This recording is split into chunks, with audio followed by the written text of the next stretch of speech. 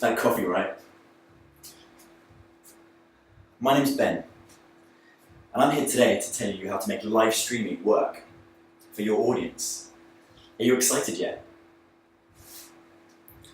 In February, I was in West Oakland, 1 week into a 6-week trip across the States, staying with a different DJ every couple of nights. The DJs were all top community members on Pew, the live streaming platform I started 18 months ago for DJs, presenters, and radio stations. And one of the first community members was this guy. He was also the first one crazy enough to offer me somewhere to stay on this trip. And his story is really interesting. He's a young DJ originally from Chicago. Back home he was on a local station called WNUR, but when he moved across the country to Silicon Valley, he had to stop the show. And instead of finding a new station in his new city, he created a show just for live streaming. And his format's really simple.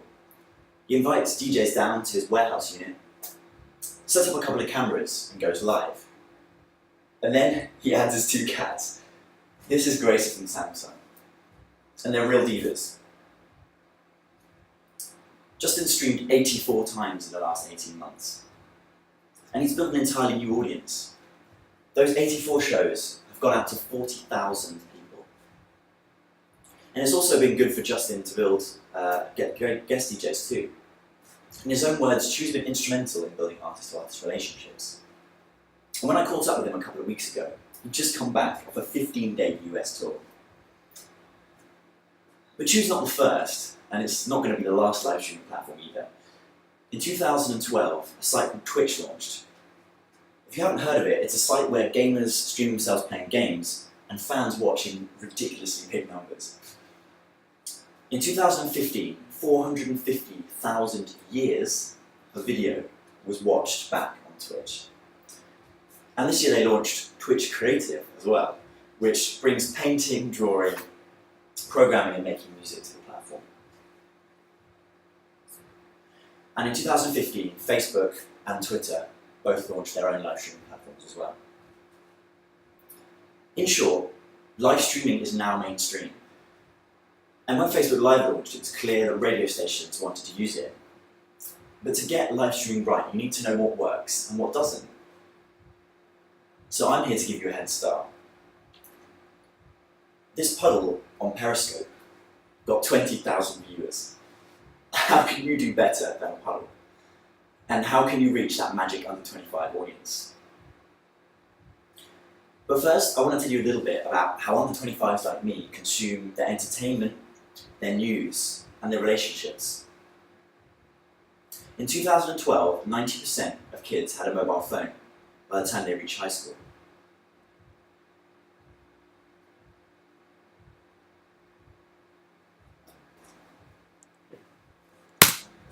Today, that's 97%.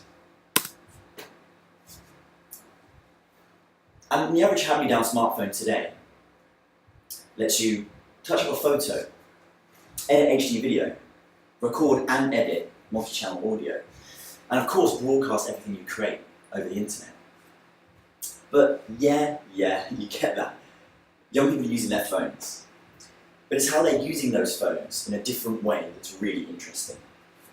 You see, this is what someone over the age of 25 looks like when they're talking to their friends. And this is what someone under the age of 25 looks like. Video is the new default. 66% of 18 to 29-year-olds used video calling in 2015. And if you look over a teenager's shoulder today, no, I wouldn't suggest you try it. But if you did, they're using social apps. They're on Facebook and Instagram. And they're chatting, using WhatsApp, Messenger, and Snapchat with friends and in groups, sharing images, videos, GIFs, and emoji. And while they're chatting, they're also watching a video on a second screen, or playing a game, or doing their homework. They're super multitaskers. What interests me is the breakdown in the wall between creator and consumer. My 16-year-old sister has a YouTube channel. And 49% of teens have uploaded to YouTube by the age of 18. And that means that they're receiving information from their peers and polished media figures at the same time. That's why authenticity is so valuable. Who do you think they'll trust more? So here are a few things that will work well for your station from my experience. Firstly, for reach, Periscope from Twitter and Facebook Live are the ones really worth spending your time on. My favourite station to work with over the last 12 months has been Hoxton FM. But over that period, the reach of links on their Facebook page has been dropping and dropping. But earlier this year, Dan from Hoxton FM started testing videos and live streams through the page. And when I pulled the stats last week, videos on the page had seen a 57 times higher organic reach than links. That's without paying for ads and without boosting posts. I like to imagine this audience waiting in line for a sandwich at lunch, or on their commute, or at their desk, maybe avoiding writing a report. Using Hoxton FM as an example again, they stream to Facebook Live alongside their audio stream and their Chew stream. They focus on that first 5 to 15 minutes. And Dan's always creating new content to stop people mid-scroll down their timeline. Personality is so valuable too. Normski has a show every Friday at Hoxton FM, and he's got personality by the bucket load. Facebook Live lets Hoxton FM show what Normski's really like when the mics are down. But remember why you're doing this in the first place. Every stream should have a call to action. Get your viewers listening to the show, following your station, or sharing their content with their friends. Their friends are your future fans. For engagement, get excited about Chew and Twitch. Or maybe just Chew. It does pay my bills. What's exciting about these platforms really is that they're communities as well as just tools. In a test I ran for a record label partner earlier this year, the same show went out on Chew one week and on Facebook Live the next week, at the same day and the same time. While the reach on Facebook was greater, the engagement time on Chew was 25 times longer, averaging 32 minutes watched back. And 70% of people on Facebook didn't even turn the audio on while they were scrolling past. You should think of this audience watching on a second screen at work, or on a tablet in the kitchen. Your goal is to break the user for their day-to-day. Use interesting content and visuals.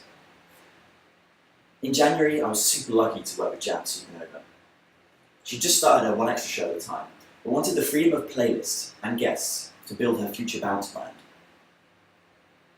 Together, we put a 5-episode series exclusively for Chew.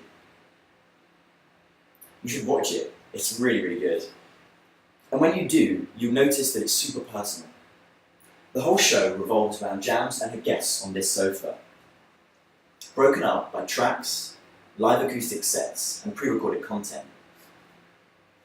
The cameras are close in, and Jams look straight down the lens. And at the same time, her radio skills really shine through. Throughout the show, she calls out her fans, replying to questions in the chat, and to tweets live, joining the conversation right where it's happening. The under 25 audience is there for the taking, with live streaming video. A DJ in Oakland and his 2 cats can build an audience that local stations would be happy to reach. And the tools to create and broadcast professional content is in every secondary school's pocket. The wall between creator and consumer has broken down. And young people today trust their peers more than polished media figures. But the tools are there for you to try today. Whether increasing the reach of your presenters or improving the engagement on your shows, you can make live streaming video work for your audience. I believe in you. Thank you very much.